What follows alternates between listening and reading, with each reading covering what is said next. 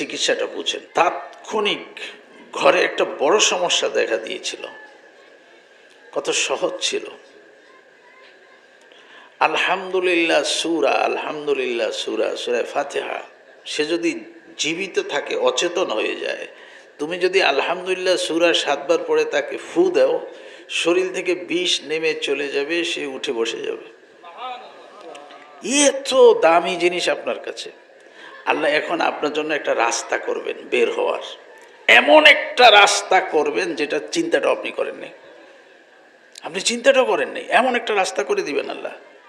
ঝাড়ফুঁক এটা শরীয়তে একদম জায়েজ। তাবিজ কবজ নিয়ে ইখতিলাফ, কথাবার্তা, ঝাড়ফুঁক নিয়ে কোনো কথাবার্তা নেই। একটু পানিতে ফু দেন, এই পানিটা পান করতে দেন। MBBS FCBS তো তার পেটেই ঢুকে গেছে। सूरह फातिहा MBBS FCBS सब मुश्किलों का हल है, मरीजों का शिफा है, दरियाए रहमत हक कुजू में भर दिया है। একটা মহা সমুদ্রকে আল্লাহ একটা লোটা আর বদনার ভিতরে প্রবেশ করাইছেন, এটার নাম হচ্ছে সূরা ফাতিহা। এমন একটা সম্পদ আপনার কাছে আছে, কোটি কোটি টাকা খরচ করে চিকিৎসার জন্য। আল্লাহর কাছে একবার বলে না যে আল্লাহ তুমি সুস্থ না করলে আমি সুস্থ হতে পারবো না। ট্যাবলেট ক্যাপসুল সব কি তোমার হুকুমের অপেক্ষায় বসে থাকে? কি পরিমাণ সতর্ক এখন মানুষ হওয়া দরকার। আমি জানি না, আমি তো অনেক ফোন আসে অনেক মুসিবতে। একজন কালকে ফোন করেছেন, বলেছেন কচু। আমি জিজ্ঞাসা করিনি আর কোথায়, কি আজব এক ফোন করেছেন। ঘরের ভিতরে স্বর্ণ, তালাও ঠিক আছে, চাবিও ঠিক আছে, স্বর্ণ নেই। ঘরের সব শপথ করেছে, কেউ নেয় না। কি করব? আমি বলেছি এটা রাখার সময়, যদি শুধু রাখার সময় বলতেন বিসমিল্লাহি তাওয়াক্কালতু আলাল্লাহ, পৃথিবীর কোনো চোর ডাকাতের শক্তি ছিল না এটা এখান থেকে উঠে নেওয়ার। এটা সেফটি। আয়াতুল কুরসি পড়ে শুয়ে যেতে বলেছে আপনাকে, পুরা বাড়ির নিরাপত্তা ফেরেশতাদের হাতে চলে গেছে। ঘর থেকে বের হওয়ার সময় বলেছে বিসমিল্লাহি তাওয়াক্কালতু আলাল্লাহ বলে বের হয়ে যাও। তুমি যতটুকু যাবে আর তোমার বাড়ি দোনোটাই ফেরেশতাদের নিয়ন্ত্রণে চলে যাবে, দোনোটা ফেরেশতাদের নিয়ন্ত্রণে চলে যাবে। কি পরিমাণ ফেরেশানের জামানা, আর কি পরিমাণ দোয়া কালাম পড়া দরকার, কি পরিমাণ জিকির আজকারগুলি করা দরকার। মানে সব কিছুর স্রষ্টা যিনি, তার সাথে একটু কানেক্ট না হয়ে, একটু যোগাযোগ না রেখে, আমার নিশ্চয়তা নাই, বাড়ির নিশ্চয়তা নেই। কত নিশ্চয়তা দেখেন, সাহাবী বসে আছেন, এই যে হুজুরা বসে আছেন, মনে করেন আমরা কয়েকজন, এক সাহাবী বসে আছেন, দিনই কথাবার্তা বলতেছেন, ধর্মীয় কথা বলতেছেন। হঠাৎ করে একজনে এসে বলে হুজুর আপনার বাড়িতে আগুন লাগছে। উনি একটু চুপ করে থেকে বলে কোনা আমার বাড়িতে না, হয়তো আপনি দেখতে ভুল করেছেন। উনি কতক্ষণ পরে ঘুরে এসে বলে না হুজুর আপনার বাড়িতে আগুন লাগছে। না, এটা হতে পারে না, আমার বাড়িতে কেন আগুন লাগবে? আচ্ছা চলেন সবাই গিয়ে দেখি কি হয়েছে। এখন গিয়ে দেখেন যে বাড়িতে আগুন লাগা ঠিক, বাকি ওনার ঘরের কাছে আগুন এসে নিভে গেছে। উনি বলে এতক্ষণই না আসল কথা বলেছেন। আমি না সকালে রাসূলুল্লাহ সাল্লাল্লাহু আলাইহি ওয়াসাল্লামের শেখানো দোয়া পড়েছি, আর হুজুর বলেছেন এই দোয়া যে পড়েছে মৃত্যু ছাড়া তার কোনো মুসিবত আসতে পারে না। তা আমি না সেই দোয়া পড়েছি, আমার বাড়িতে আগুন লাগবে কেন? দেখে আসছে একজনে, ওনারটা বিশ্বাস করেন না, রাসূলেরটা বিশ্বাস করে বসে আছেন। এই সেফটি ছাড়া কেমনে চলবো বলেন? এই নিরাপত্তা বলয়ের ভিতরে না গিয়ে চলা তো মুশকিল। একদিকে তো স্বঘোষিত শয়তান অদৃশ্য আপনাকে আমাকে এদিক সেদিক করে দিচ্ছে, আরেকটা তো সব সময় নফস আমার সাথে আছে। আউযু বিল্লাহি মিনাশ শাইতানির রাজিম পড়লে তো শয়তান চলে যাবে, নফস তো আর যাবে না। তো এই নফসকে কন্ট্রোল করবেন কি দিয়ে আপনি? আমাদের ইজ্জতের কথা আল্লাহ পাকের কালামে অনেক লোড কথা, এটার অনেক ওজন। আল্লাহ পাকের কালামে আল্লাহ পাক যেখানে কথা বলেছেন, সেই কিতাবে আল্লাহ আমাদের মানুষের সম্মানের কথা বলেছেন। এটা অনেক বড় এক সুসংবাদ, বলেন আলহামদুলিল্লাহ। সতর্কতার জন্য মানুষকে দুটা জিনিসই দিতে হয়, বাশীর ও নাজির। এই সুসংবাদের পাশাপাশি আল্লাহ একটা সতর্কতাও দিয়েছেন। আমার সৃষ্টির এই শ্রেষ্ঠ জাতি মানুষ, ইনসান, এদের মধ্যে আবার কিছু আছে এমন, উলাইকা কাল আনাম, এটার অর্থ হলো এরা চতুষ্পদ জন্তুর মতো। শেষ করেন নাই আল্লাহ, আর একটু বলেছেন বাল হুম আদল, তারা আরো নিকৃষ্ট। এটা একটা জটিল সমীকরণ। সৃষ্টির সেরা আবার সৃষ্টির সবচেয়ে নিকৃষ্ট বলতে গিয়ে বলেছেন তার থেকেও নিকৃষ্ট, পশুর থেকেও নিকৃষ্ট। পশুর থেকে মানুষ নিকৃষ্ট। পশু মধ্যেও একটা নিকৃষ্ট প্রাণী আছে ইসলামী দৃষ্টিকোণ থেকে। অন্যান্য ধর্মে ওটা হালাল, কিন্তু আমাদের ইসলামে এটা হারাম, আবার একেবারেই নিকৃষ্ট। এই প্রাণীটার নাম হচ্ছে শুয়োর, বইয়ের ভাষায় শূকর। এই শূকর প্রাণী থাকে ময়লাতে, খায় ময়লা। এটা নাজাসাতুল আইন বলা হয় শরীয়তের ভাষায়। এটা সব কিছুই হারাম। শুয়োর যে প্রাণীটা, এটা সব কিছু হারাম। এটা দাবাগাত করার পরেও, প্রক্রিয়াজাত করার পরেও এটা হালাল হয় না। এই জন্য মাঝে মাঝে আপনাদেরকে ওলামায়ে কেরাম বলেন অমুক পণ্যটা ব্যবহার করিও না, এটার মধ্যে শুয়োরের চর্বি মিশ্রিত। তো আপনারা অনেক সময় বুঝেন না, তাতে কি হয়েছে? শুয়োরের চর্বি মিশ্রিত পণ্য অন্য ধর্মে তো হালাল ছিল, আপনার ধর্মে তো এটা হালাল না। তা আমি এই সমস্ত পণ্যের নাম এখন আর বলছি না, এগুলি মোটামুটি আপনারা অনেক সময় জানেন। আমি অন্য একটা কথা বলতে চাচ্ছি। শূকরকে আল্লাহ নিকৃষ্ট বলেছেন, কিন্তু ওই শূকরের থেকেও আমাকে নিকৃষ্ট বলেছেন বালহুম আদল বলে।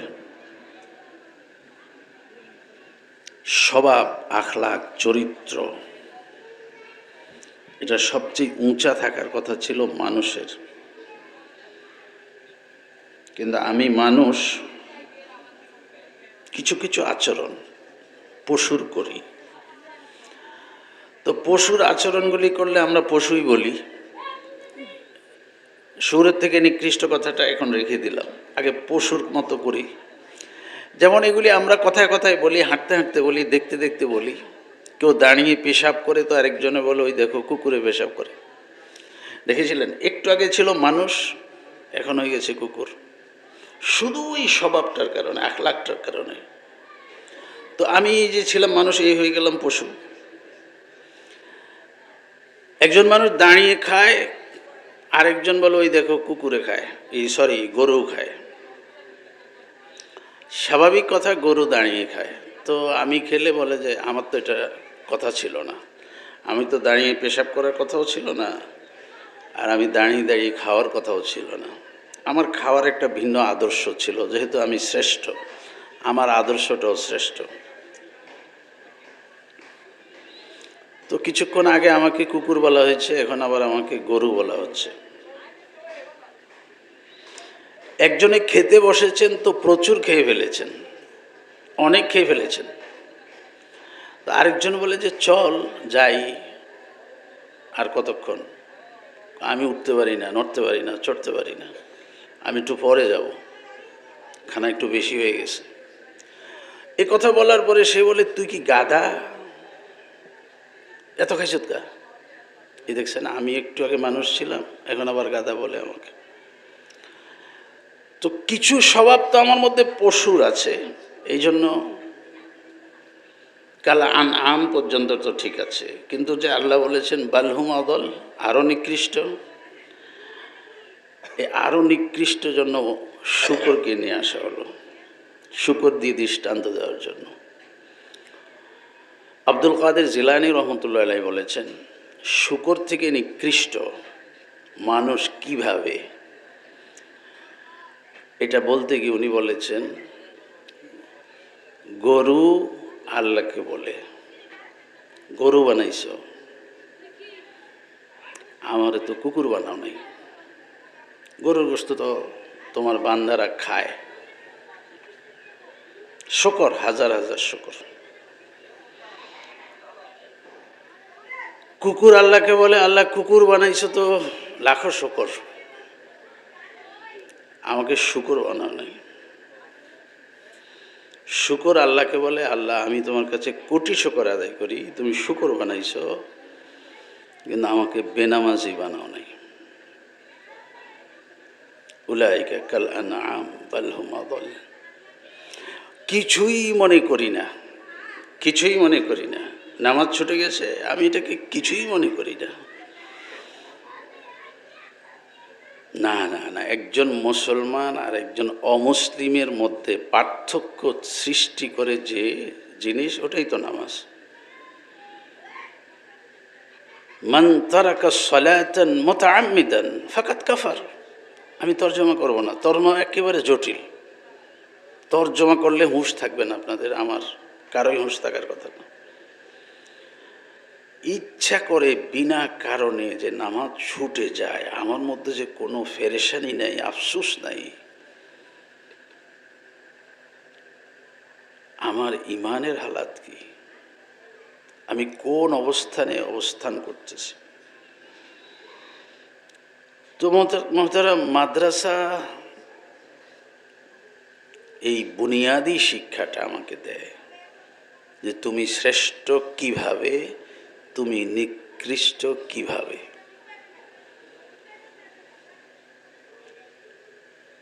আজিম কিতাব, পৃথিবীর কোনো বই, কোনো কিতাব পৃথিবীতে এতবার পড়া হয় না, কোরআন আজিম যতবার পড়া হয়, যত বেশি পড়া হয়।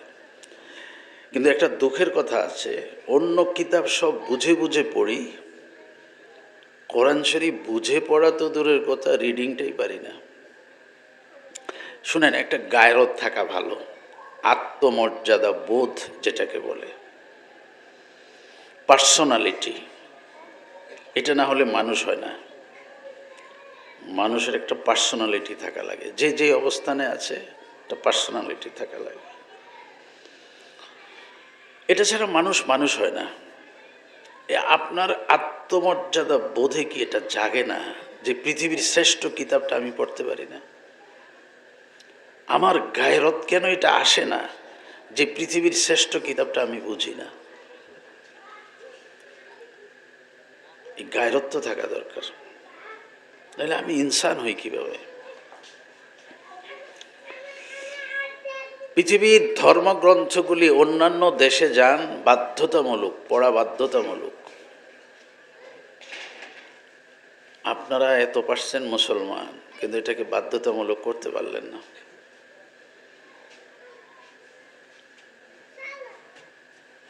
এটা তো একটা পরিতাপের বিষয়। এখন দেখেন, এক বাড়িতে একজন মুরব্বী মারা যাচ্ছেন, শোনা আছে, কথা আছে, জানা আছে, এই সময় যদি তার সামনে বসে একটু সূরা ইয়াসিন পড়া যেত, আল্লাহ তার মৃত্যুর কষ্টটা কমাই দিতেন, কালিমাটা তার নসিব হয়ে যেত। কিন্তু ঘরে একজন সদস্য পাওয়া যাচ্ছে না শুদ্ধ করে সূরা ইয়াসিন পড়বে। আর মৃত্যু তো এখন আরেকটু মডার্ন হয়ে গেছে, মানে আমি এটাকে তিরস্কার বা খাটো করে দেখতেছি না। মৃত্যু হয় আইসিইউতে,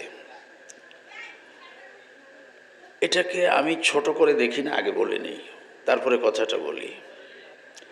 একজন মানুষের ৮০ ঊর্ধ্বে বয়স, ৯০ বছর, ৯৫, ১০০ বছর বয়স, ডাক্তার সাহেব বলেছেন ওনার প্রত্যেকটা অঙ্গ বার্ধক্যজনিত কারণেই নিস্তেজ হয়ে যাচ্ছে,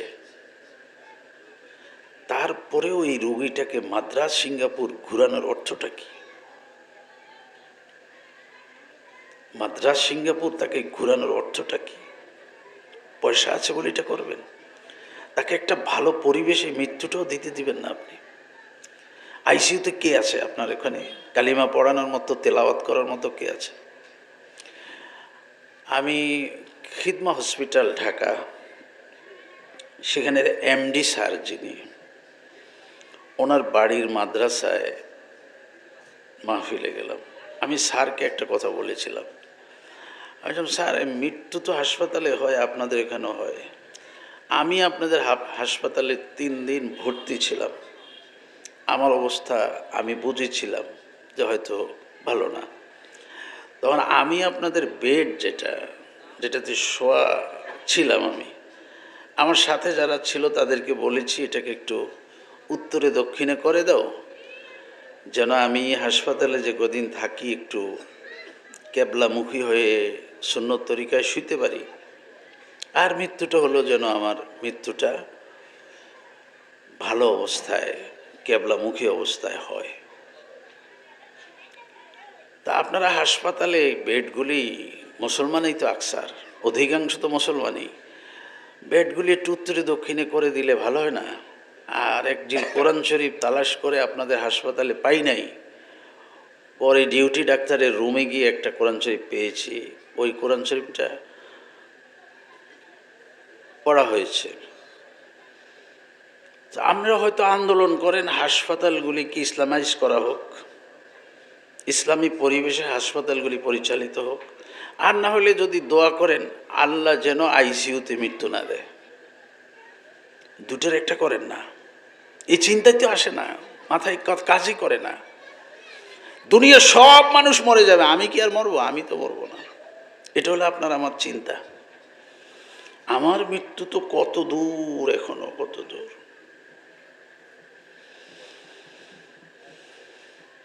ও তো ঘরে একজন পড়নেওয়ালা পাওয়া যায় না, হাসপাতালে গেলে তো নাই। এই জন্য আমি বলি এরকম, আলহামদুলিল্লাহ, এটা শকর, আমি হাফেজও কোরআন না, কিন্তু সূরা ইয়াসিন মুখস্থ করে রেখেছি এবং প্রতিদিন একবার তেলাওয়াত করার চেষ্টা করি, যেন আমার পাশে যদি মৃত্যুর সময় কেউ পড়তে নাও পারে, আইসিইউতে যদি আমার মৃত্যু হয়, আমার সূরা ইয়াসিনটা যেন আমি পড়তে পারি।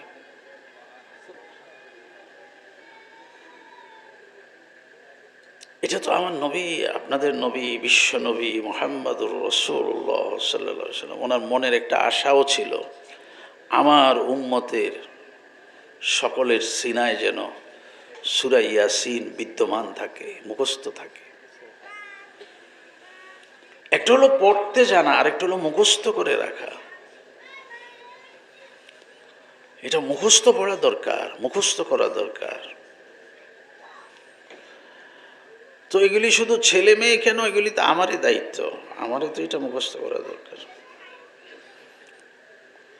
জীবন পরিবর্তনকারী একটা কিতাব ছিল কোরআনে মাজিদ, না পড়েছি না পড়ার কথা বলেছি। তাৎক্ষণিক ঘরে একটা বড় সমস্যা দেখা দিয়েছিল, কত সহজ ছিল। আলহামদুলিল্লাহ সূরা, আলহামদুলিল্লাহ সূরা, সূরা ফাতিহা কেউ যদি সকালে 7 বার পড়ে, সন্ধ্যায় 7 বার পড়ে, বলা হয়েছে পৃথিবীর বিষাক্ত সাপ যদি তাকে ছোবল মারে বিষে ধরবে না। এই এক নেয়ামত আপনার কাছে ছিল।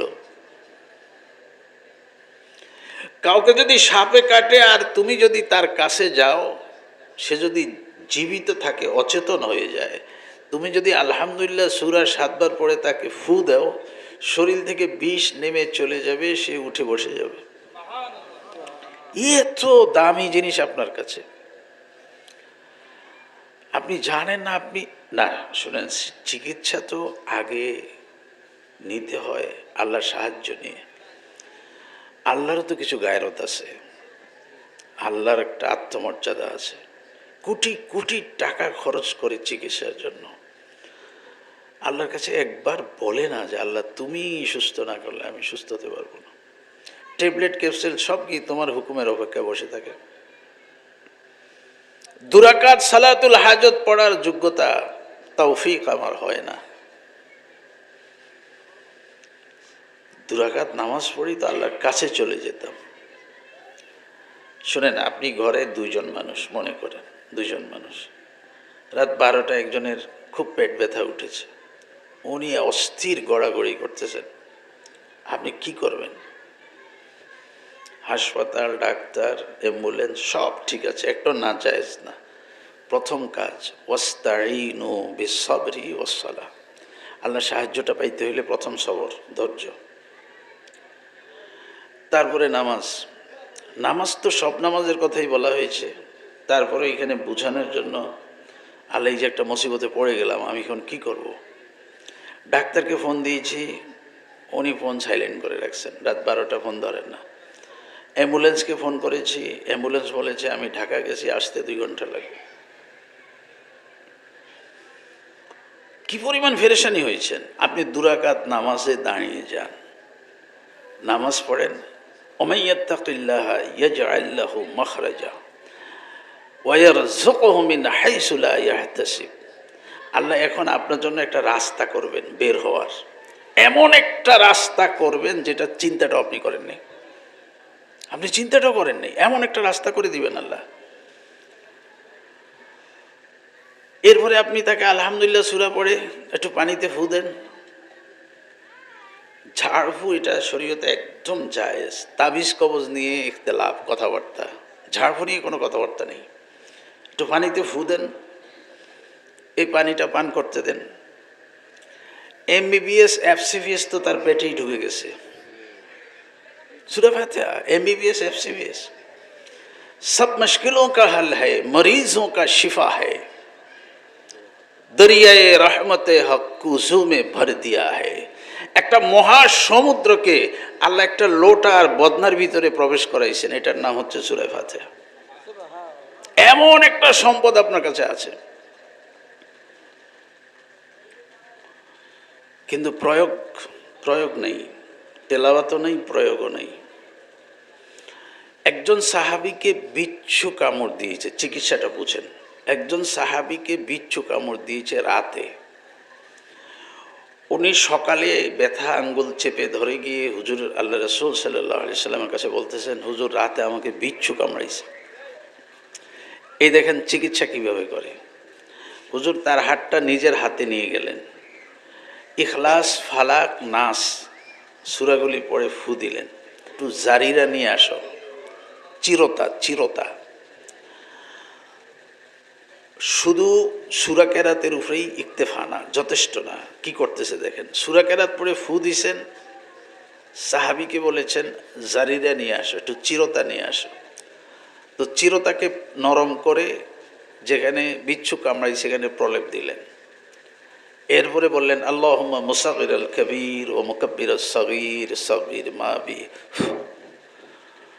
সাহাবী ঠান্ডা হয়ে গেছেন, ব্যথা নেই, স্থির হয়ে গেছেন। যখন ঠান্ডা স্থির হয়ে গেছেন তখন মূল কথাটা বলেছেন, তুমি যদি রাতে শোয়ার সময় 3 বার বলতে আউযু বিকালিমাতিল্লাহি তাম্মাতি মিন শাররি মা খালাক, তাহলে তোমাকে বিচ্ছু কামড়ানোর সাহস পেত না।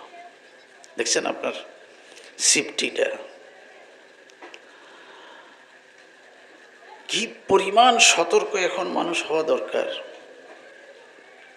আমি জানি না, আমি তো অনেক ফোন আসে অনেক মুসিবতে। একজন কালকে ফোন করেছেন, বলেছেন কচু। আমি জিজ্ঞাসা করিনি আর কোথায়, কি আজব এক ফোন করেছেন। ঘরের ভিতরে স্বর্ণ, তালাও ঠিক আছে, চাবিও ঠিক আছে, স্বর্ণ নেই।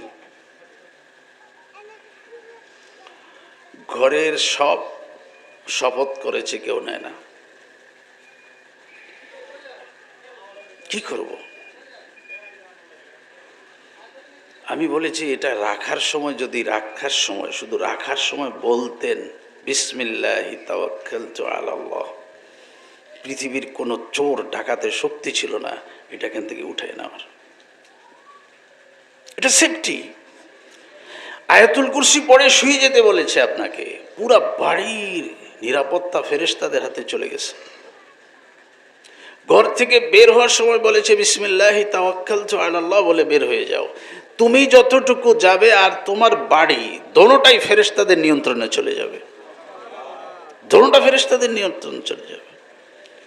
কি পরিমাণ ফেরেশানের জামানা, আর কি পরিমাণ দোয়া কালাম পড়া দরকার, কি পরিমাণ জিকির আজকারগুলি করা দরকার। মানে সব কিছুর স্রষ্টা যিনি, তার সাথে একটু কানেক্ট না হয়ে, একটু যোগাযোগ না রেখে, আমার নিশ্চয়তা নাই, বাড়ির নিশ্চয়তা নাই। কত নিশ্চয়তা দেখেন, সাহাবি বসে আছেন, এই যে হুজুরা বসে আছেন, মনে করেন আমরা কয়েকজন, এক সাহাবি বসে আছেন, দিনই কথাবার্তা বলতেছেন, ধর্মীয় কথা বলতেছেন। হঠাৎ করে একজনে এসে বলে, হুজুর আপনার বাড়িতে আগুন লাগছে। উনি একটু চুপ করে থেকে বলে, কোনা আমার বাড়িতে না, হয়তো আপনি দেখতে ভুল করেছেন। উনি কতক্ষণ পরে ঘুরে এসে বলে, না হুজুর আপনার বাড়িতে আগুন লাগছে। না, এটা হতে পারে না, আমার বাড়িতে কেন আগুন লাগবে? আচ্ছা চলেন সবাই গিয়ে দেখি কি হয়েছে। এখন গিয়ে দেখেন যে বাড়িতে আগুন লাগা ঠিক, বাকি ওনার ঘরের কাছে আগুন এসে নিভে গেছে। উনি বলে, এতক্ষণই না আসল কথা বলেছেন। আমি না সকালে রাসূলুল্লাহ সাল্লাল্লাহু আলাইহি ওয়াসাল্লামের সেখানে দোয়া পড়েছি, আর হুজুর বলেছেন এই দোয়া যে পড়েছে মৃত্যু ছাড়া তার কোনো মুসিবত আসতে পারে না। তা আমি না সেই দোয়া পড়েছি, আমার বাড়িতে আগুন লাগবে কেন? দেখে আসছে একজনে, ওনারটা বিশ্বাস করেন না, রাসূলেরটা বিশ্বাস করে বসে আছেন। এই সেফটি ছাড়া কেমনে চলবো বলেন? এই নিরাপত্তা বলয়ের ভিতরে না গিয়ে চলা তো মুশকিল। একদিকে তো স্বঘোষিত শয়তান, অদৃশ্য, আপনাকে আমাকে এদিক সেদিক করে দিচ্ছে। আরেকটা তো সব সময় নফস আমার সাথে আছে। আউযু বিল্লাহি মিনাশ শাইতানির রাজিম পড়লে তো শয়তান চলে যাবে, নফস তো আর যাবে না। এই নফসকে কন্ট্রোল করবেন কি দিয়ে আপনি? বলা হয় যে আদম আলাইহিস সালামকে শয়তান ধোঁকা দিয়েছিল। আর শয়তানকে কে ধোঁকা দিয়েছিল? শয়তানকে যখন আল্লাহ বলেছে আদমকে সেজদা করো, শয়তান বলেছে আমি তো আগুনের, সে তো মাটির, আমি কীভাবে সেজদা করি? বলে এই ধোঁকাটা তাকে তার নফস দিয়েছে। তো নফস কত বড় শত্রু! একদিকে এটা, একদিকে এটা, আপনি কোন দিকে যাবেন? স্রষ্টার, খালিকের সাথে একটু কানেক্ট লাগবে, একটু যোগাযোগ লাগবে। আল্লাহর নাম ছাড়া শুরু। এই যে খানাগুলি আমাদের সামনে এখন, প্রিজারভেটিভ, বিষ, কীটনাশক, সার, কতগুলি আবর্জনা দিয়ে খানা তৈরি। এটা বিসমিল্লাহ ছাড়া যে খাবো আমি, বিষ মুক্ত করবো কি দিয়ে? এটা তো বিসমিল্লাহ দ্বারা বিষমুক্ত হয়ে যেত, কিন্তু বলতে পারতেছি না, ভুলেই যাই, মনেই থাকে না, বিসমিল্লাহর কথা মনেই থাকে না। এই জন্য তো কিছু কিছু আমল একটু আওয়াজ দিয়ে বলা ভালো। আমি খাওয়ার সময় যদি বিসমিল্লাহ একটু জোরে বলি, তো ঘরের অন্য সদস্যদের মনে হয়ে যাবে, অন্য সদস্যদের মনে হয়ে যাবে। আমি ঘর থেকে বের হওয়ার সময় যদি বিসমিল্লাহি তাওয়াক্কালতু আলাল্লাহ ওয়ালা হাওলা ওয়ালা কুওয়াতা ইল্লা বিল্লাহ বলি, একটু আওয়াজ দিয়ে বলি, তো আমার ঘরে আর যারা আছেন তারাও বের হওয়ার সময় এটা অভ্যাস হয়ে যাবে। আমি ঘরে প্রবেশ করে যদি আসসালামু আলাইকুম ওয়া রাহমাতুল্লাহ বলি, তো বাকিরাও এইভাবেই, এগুলি আওয়াজ দিয়ে, এগুলি মনে মনে না। তো ঘরের সেফটি, ঘরের নিরাপত্তা, নিজের নিরাপত্তার জন্য কিছু জিকির আছে, কিছু সূরা আছে, কিছু কেরাত আছে, আয়াত আছে। এগুলি ছাড়া কেমনে? একটা মানুষ ঘুমায় যায় মানে মরে যায়, ঘুমায় যায় মানে শেষ। এটা আমি বলি না তো, আপনিই বলেন, আপনি বলেন, আপনি যখন ঘুমিয়ে যান কি বলেন? আল্লাহুম্মা বিইসমিকা আমুতু ওয়া আহইয়া, তোমার নামেই মরি, তোমার নামেই জীবিত হই। তা আপনি এটা তোমার নামেই মরি করে মরে গেছেন। যখন উঠে গেছেন, আল্লাহ যখন আপনাকে ঘুম থেকে উঠাই দিয়েছেন, তখন আপনি কি বলেন? আলহামদুলিল্লাহ। এখানে আলহামদুলিল্লাহ কি? আলহামদুলিল্লাহ কি নিজে নিজে ব্যাখ্যা করতেছেন, আলহামদুলিল্লাহ হিল্লাজি আহিয়ানা বা'দামা আমাতানা ওয়া ইলাইহিন নুশুর। আল্লাহ, আপনি যে আমাকে মৃত থেকে জীবিত করেছেন, এই জন্য আমি আপনার শুকর আদায় করি। মরে গেছি আমি, আল্লাহ জীবিত করেছেন। তো কিছু দোয়া কালাম ছাড়া কেমনে ঘুমাবেন? কিছু তেলাওয়াত, কিছু জিকির ছাড়া তো আপনি ঘুমাইতে পারেন না। কারণ আল্লাহ যদি না জাগান আর উঠতে পারবেন না। বড় মুশকিল হচ্ছে মৃত মানুষ, ঘুমের মানুষটা তো মৃত, এই মৃত মানুষ কালিমা পড়ার সুযোগ নেই। জিন্দা মানুষ কালিমা পড়ার সুযোগ আছে, ঘুমের মানুষ সুযোগ নেই। কেন সুযোগ নেই? আত্মা তো আগে বের হয়ে গেছে, এখন আর আসে না। তো না আসলে তো আপনি আর কালিমাও পড়তে পারবেন না।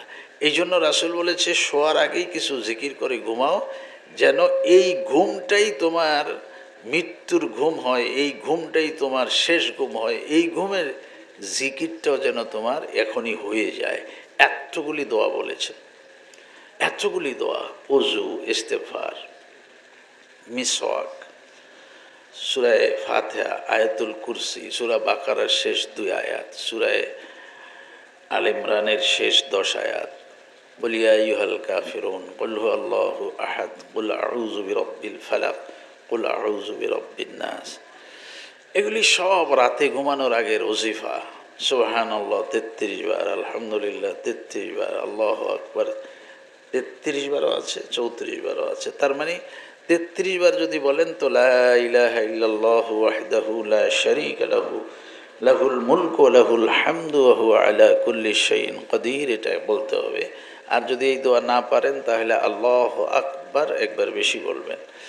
তারপরে আল্লাহুম্মা বিইসমিকা আমুতু ওয়া আহইয়া, আল্লাহুম্মা কিনি আযাবাকা ইয়াওমা তাবআস ইবাদাক, আল্লাহুম্মা কিনি আযাবাকা ইয়াওমা তাবআস ইবাদাক। আপনি এটা বলেন। এগুলি সবগুলি পারেন, আরও তো আছে। আপনি সবগুলি পারেন না, আমি সবগুলি পারি না, একটা পারি, 2টা পারি, পড়ি না, পড়া দরকার। পড়ি না, পড়া দরকার। সৃষ্টির সেরা প্রথম আলোচনা তো, সেরা তো এগুলি দিয়ে হব। শুনেন, ওয়ামাল হায়াতুদ দুনিয়া ইল্লা মাতাউল গুরুর। আমার সবচেয়ে কম হায়াত হলো এখানে। রুহের জগতে আমি লম্বা দিন ছিলাম, মায়ের পেটে আমি লম্বা সময় ছিলাম, এইখানেরটা একেবারে কম। কম মানে বলা হয় নাই কে কতক্ষণ থাকবে, এই জন্য বলেছি কম। তারপরে আমার আলমে বরজখ, কবরের জগৎ শুরু হবে। তারপরে আলমে হাসর, আলমে হাসর থেকে আবার আমার নিজ ঠিকানা, নিজ বাড়ি, আমি চলে যাব যদি সিরাতে মুস্তাকিমের উপরে সঠিক রাস্তায় থাকতে পারি। বলেন ইনশাআল্লাহ। আমরা সবাই আমাদের বাবা যে বাড়িতে ছিলেন জান্নাতে, ওই বাড়িতেই ফিরে যাব। বলেন ইনশাআল্লাহ। আল্লাহ আমাদের কবুল ও মঞ্জুর করেন। তো কিছু কাজ তো করতে হয়, কিছু কাজ ভুলে যাই কেন? 2 জগৎ কিন্তু পার হয়ে গেছি, রুহের জগৎ, রেহেমের জগৎ, আর এখন জগৎ 3 নাম্বার আলমে দুনিয়া। সামনে 2 জগৎ, বরজখ আর হাসর। মাঝামাঝি অবস্থানে ক্ষমতা দিয়ে দিয়েছেন, একটু ক্ষমতা নড়াচড়া করার, নিজ উদ্যোগে কিছু খারাপ ভালো করার। তো ভুলে গেছিস পিছনের 2 জগৎ, ভুলতে বসেছি সামনের 2 জগৎ। আল্লাহ রাসূল পাঠালেন, ভুলে গেছো কেন? রাসূলদের ধারাবাহিকতা শেষ, সর্বশেষ সর্বশ্রেষ্ঠ নবীর আগমন হয়ে গেছে। আর কোনো নবী তো আর আসবে না। সতর্ক করবেন জ্ঞানী গুণীরা। এই সতর্কতার জন্য তো ওয়াজ মাহফিল। ছোট করে দেখবেন না, খাটো করে দেখবেন না, সমালোচনা করবেন না। ওয়াজ মাহফিলে আপনি শরিক না হন, আপনি না যান, আপনি টাকা না দেন, কোনো সমস্যা নেই, কিন্তু বাজে কথা বলবেন না। ইমানের খাতরা আছে, ইমান নোকসান হয়ে যেতে পারে, ক্ষতিগ্রস্ত হয়ে যেতে পারে। খানি খানি মাসাইল বলা হয়, ফাজাইল বলা হয়, মানুষের কে স্মরণ করিয়ে দেওয়া হয় তুমি যাচ্ছ কোথায়, কোথায় যাচ্ছ। তারাসাম নারসি বাকাবা আয় আরবি, যে রাস্তা দিয়ে রওনা করেছো এটা তো মক্কার দিকে যায় নাই, কাই জাত মিরই বা তুর্কিস্তান আস্ত। এটা তো অন্যদিকে চলে গেছে, ফিরে আসো, ফিরে আসো। বাজা হার চাষ দিয়া বাজা ফিরে। আল্লাহ তো এমন দয়ালু। আরে আমরা অনেক সময় মনে করি এতগুলি গুনাহ আল্লাহ কি মাফ করবো? না না, লা তাকনাতু মির রাহমাতিল্লাহ। কখনো নিরাশ হবেন না, যত বেশি গুনাহ হয়ে যাক নিরাশ হবেন না। নিরাশ হওয়াটা একটা শয়তানের ধোঁকা। কারণ আমি আপনি এত গুনাহ করতে পারবো না, আল্লাহ একসাথে যত গুনাহ মাফ করে দিতে পারবেন। তো কেন আমি পেরেশান হব? অনেক মানুষ আছেন আমার তো আর এত, আরে ভাই আপনি এটা তো আদারগা মা দারগা তো উমিদি নিস্ত, এটা অন্যান্য দরবারের মতো না তো। শতবার আগার তওবা শাকাস্তি বাজ আ, শতবার তুমি তওবা ভঙ্গ করেছো, তারপরেও ফিরে আসো, তারপরেও ফিরে আসো। আল্লাহ মাফ করে দিতে আল্লাহর তো কোনো ক্ষতি নেই, লস নেই, কোনো ক্ষতি নেই, আল্লাহ কোনো কিছু কমবে না। তা আমি কেন, সমস্যা কি আমার? এই জন্য মনকে ছোট নাম করে আল্লাহর উপরে পূর্ণ আশা ভরসা রেখে ফিরে যাই। নামাজটুকুন ধরে বলি, নামাজ তো আর কারণ এটা আমার জন্য। আর নামাজ এখন বিজ্ঞান যে কথা বলে যে আপনি নামাজ ছাড়া কেমনে থাকবেন। আজকে আমি একটা আর্টিকেল পড়েছি যে মানুষ যদি জমিনে মাথা ঠুকিয়ে 1 মিনিট 1.5 মিনিট পড়ে থাকে তাহলে তার স্ট্রোক হওয়ার সম্ভাবনা একেবারেই কমে যায়। রক্ত সঞ্চালন। তো নামাজ তো একটা বিজ্ঞানসম্মত জিনিস। তারেক মাহমুদ লিখেছেন সুন্নাত ও সায়েন্স কিতাবে, একথা বলে আমি শেষ করে দিব, হুজুর আসবেন। তারেক মাহমুদ লিখেছেন সুন্নাত ও সায়েন্স নামক কিতাবে, ইউরোপের একজন বিজ্ঞানী শরীর চর্চার উপর অনেক দামি দামি বই লিখেছেন, কিতাব লিখেছেন। তো উনি গাড়ি দিয়ে যাচ্ছেন, হঠাৎ রাস্তার পাশে একটা লোককে উঠবস করতে দেখতেছেন। তো গাড়ি থামাইয়া গ্লাস খুললেন, তারে ডাকলেন, সে সাড়া দিচ্ছে না। উনিও গাড়ি থামিয়ে দাঁড়িয়ে আছেন। কিছুক্ষণ পর তার মানে উনি তার বুঝেন না, তার নামাজ শেষ হয়েছে, উনি নামাজ পড়তেছিলেন রাস্তার পাশে, মসজিদ নাই ইউরোপে, এখন তো আছে, তো ওনার রক্ত হয়ে গেছে, উনি পড়ে ফেলেছেন। তাকে হাতে ইশারা রাখলেন, আসছেন, বাড়ি কোথায়? পাকিস্তান। তো তুমি পাকিস্তানে বসে আমার শরীর চর্চা ব্যায়ামের বই পাইলে কিভাবে? কয়ে না আমি তো আপনার কিতাব কি জানি না। কই তুমি যে শরীর চর্চা করলা, এই কথা তো আমি লিখেছি এইভাবে শরীর চর্চার কথা। কারণ আমি তো শরীর চর্চা করি না, আমি নামাজ পড়েছি। নামাজ পড়েছ মানে কি? আমাদের নবী আছেন না, উনি আমাদেরকে নামাজ শিখাইছেন। এইভাবে কয়বার নামাজ পড়ো? কয় 5 বার। যেই ধর্মে এত বিজ্ঞানসম্মত শরীর বিধান আছে, ওই ধর্ম যে সঠিক এতে আমার কোনো সন্দেহ নেই। তুমি যেই ধর্মে আছো আমাকে ওই ধর্মে দীক্ষিত করো। শরীর চর্চা, নামাজ। আরে মানুষ সকালে কত দৌড়ায় কিন্তু 4 রাকাত নামাজ পড়তে পারে না।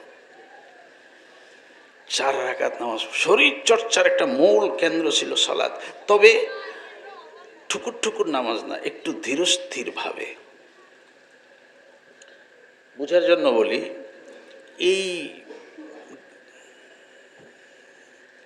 এটা পরিষ্কার পানি, মনে করেন এটাতে ময়লা আছে, ময়লাগুলি সব নিচে জমে গেছে। এখন আপনি এটাকে এরকম করেন, তাহলে আবার ময়লাগুলি এদিকে চলে আসছে। তো আপনার শরীরের মধ্যে যেই চর্বিগুলি আছে, যে ব্লকগুলি আছে, আপনি এগুলি সঞ্চালন হচ্ছে, সঞ্চালন। বিজ্ঞান বলতেছে নামাজের মাধ্যমে পুরা শরীরের রক্তগুলি সঞ্চালিত হয়ে একটা মানুষের সকল প্রতিবন্ধকতাগুলি ছুটাই দেয়। মানে আমি আমার দুনিয়ার লাভও তো নামাজটা পড়তে পারি, আর আখেরাত তো রইল পরে। আগে মানুষকে আদত করো, অভ্যাস হয়ে যাক, তারপরে এটা ইবাদত হয়ে যাবে। এই জন্য আকাবির ওলামাই কেরামরা বলেছেন, বুজুর্গরা বলেছেন যে না, কোনো এবাদতে তো রিয়া আসলে এবাদত হয় না, রিয়া মানে অন্যকে দেখানোর জন্য। তো বলে যে না, প্রথম প্রথম এবাদত করতে গেলে রিয়া আসবে, অমুকে দেখবে, বলবে যে দেখেন, আপনি বুঝবেন এটা। আমি যখন মানুষের সামনে নামাজ পড়ি তো একটু ধীরে ধীরে পড়ি, যখন একা একা পড়ি তখন খুব দ্রুত পড়ি। তার মানে এখনও আমার এবাদত আল্লাহর জন্য হয় না।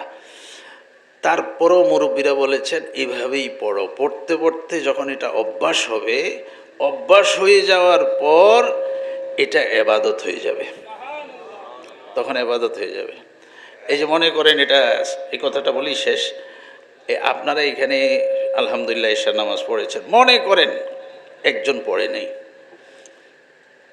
উনি যদি বাড়িতে যায়, সবাই বাড়িওয়ালারা সবাই এই নামাজ পড়ছো কিনা, নামাজ পড়ছো কিনা সব সময় জিজ্ঞাসা করে। কিন্তু আজকে মাহফিল থেকে গেছে আর কেউ জিজ্ঞাসা করে না, কারণ মাহফিলে তো নামাজ পড়ে আসছে। আসলে আপনি নামাজ পড়েননি, তো আপনি মনে মনে ভাবতেছেন আজকে কেউ টের পাইতো না আমি যে নামাজ পড়িনি, আমি এখন সুন্দর করে শুয়ে যাব।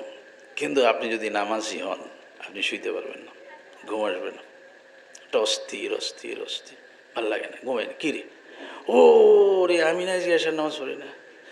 এই যখন এশার নামাজ পড়ে আসছেন, তখন যেন মাথার উপর থেকে একটা পাহাড় ঠাস করে পড়ে গেছে। যে না, নামাজিরা বলেন না, ঠিক আছে না, এটাকে বলে আদত, অভ্যাস। যখন আপনার নামাজটা, এবাদতটা অভ্যাস হয়ে যাবে, তখনই এটা আল্লাহর জন্য হয়ে যাবে। প্রথম প্রথম হোক না মানুষকে দেখানোর জন্য, সমস্যা নেই, প্রথম প্রথম হোক। আসছে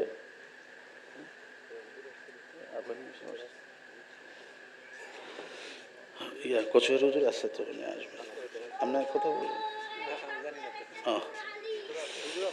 আসেন আসেন, হুজুর আসছেন, হুজুর আসতেছেন। তো মোহতারাম, এই এবাদতটাকে আদত করার জন্য একটু সময় লাগে, একটু সময় লাগে। এই জন্য তো দেখেন আল্লাহ তাআলা একটু আমাকে জিকির বেশি করতে বলেছেন। কেন বেশি করতে বলেছেন? এটা খুব সহজ। এই দেখবেন বাচ্চারা যখন সারাদিন খেলাধুলা করে, তখন ঘুমের ঘরেও ওই খেলার কথাই বলে। আসলে ঘুমাইতেছে বলার দরকার নেই, তারপরে খেলার কথাই বলে।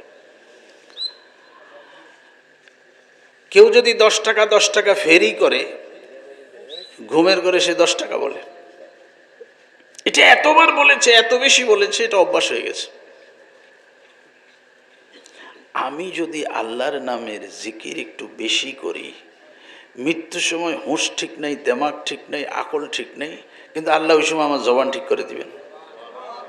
এর লেগেই বেশির কথা বলেছেন, উযকুরুল্লাহ যিকরান কাসীরা। আবার দুটো সময় একটু বেঁধে দিয়েছেন, ওয়াসাব্বিহুহু বুকরাতাও ওয়া আসীলা। বুকরাতাও ওয়া আসীলা, সকাল সন্ধ্যা তো অবশ্যই, সকাল সন্ধ্যা তো অবশ্যই। একটা সকাল যাবে না যে আমি একটু জিকির করিনি। একটা জিকির মানে কি? সকালের নামাজে তো সবচেয়ে বড় জিকির, সন্ধ্যার নামাজে তো সবচেয়ে বড় জিকির। হ্যাঁ, তারপরেও তো দেখেন না আপনারা, নামাজের সালামের পরে আপনারে লাগাই দিছে সুবহানাল্লাহ সুবহানাল্লাহ সুবহানাল্লাহ। তাহলে নামাজ সবচেয়ে বড় জিকির, তারপরেও জিকির আছে, এই জন্য আপনাকে আরও কিছু জিকির করতে বলে। ওটা আদত আর অভ্যাসের জন্য, আদত আর অভ্যাসের জন্য। এই সুবহানাল্লাহর জিকিরটা যদি নামাজের পরেও করতে পারি 33 বার বা 10 বার, তাহলেও তো আমার দিন শেষে অনেক জিকির হয়। আর আল্লাহ রাসূল যখন একবারে 10 বারের জিকিরটা শিখান, 10 বারের, এই সময় একটা আজীব আজীব কিছু কথা বলেছেন। কিতাবুল আজকার একটা কিতাব ইমাম নববী রহমতুল্লাহ লিখেছেন, ওটার মধ্যে এই হাদিসটা নিয়ে আসছেন। সাহাবাগরে কাছে, তোমরা নামাজের পরে 10 বার 10 বার 10 বার সুবহানাল্লাহ আলহামদুলিল্লাহ আল্লাহু আকবার 10 বার 10 বার, 33 হাদিস তো আছে। এটা আমি সবচেয়ে ছোটটা, কম সংখ্যাটা বলতেছি। আর রাতে শোয়ার সময় 33 33 33 যদি করতে পারো, তাহলে তোমাদের জন্য জান্নাত ওয়াজিব হয়ে যাবে, আজিব। এরপরে কি বলে দেখেন, অঙ্ক শিখায়, কয় তুমি যদি 10 বলো, আল্লাহ যদি 10 দেয়, একটা 10 দেয়, তাইলে আমি 5 ওয়াক্ত 30 বার করে 5 30 150, আল্লাহ যদি এটাকে 10 দিয়ে পূরণ করে বাড়ায় দেন তখন হবে 1500। তখন সাহাবীদেরকে বলছে এই 1500 জিকির যে করে তার জন্য একটা সুসংবাদ হলো, আল্লাহর কোনো বান্দা কোনো বান্দি একদিনে 1500 গুনাহ করতে পারে না। তার মানে 1500 গুনার জাকাত আদায় হয়ে গেছে। 10 বার। আচ্ছা, এরপরে কি বললেন? এরপরে বললেন তবে আমার অনেক বান্দা, আমার অনেক উম্মত এটা পারবে না। তখন সাহাবারা হয়রান হয়ে গেছেন, হুজুর এই 10 বারের জিকিরটা পারবেন না? জি হুজুর, এই কথাটা বলে শেষ। এই 10 বারের জিকিরটা পারবে না? তো হুজুর বলছে না, পারবে না। নামাজের শেষে শয়তান তাকে ভুলিয়ে দিবে, সালামের পরেই উঠে দৌড় দিবে, আর রাতে ঘুমের ব্যস্ততার কারণেই তাসবিহ পড়তে ভুলে যাবে। এই জন্য আপনারা এই 2 সময়ে আমরা সতর্ক থাকি। আমি আমাকে বলি, আপনাদেরকে বলি, সালামের পরে একটু বসবো, তাহলে 10 বারের জিকিরটা হয়ে যাবে। রাতে শোয়ার সময় একটু খেয়াল করব, মোবাইলটা একটু দূরে রাখবো, তাহলে জিকিরটা হয়ে যাবে। এই 2টা জিকিরকেও যদি চালু রাখতে পারি, ইনশাআল্লাহ নাজাতের জন্য যথেষ্ট হবে।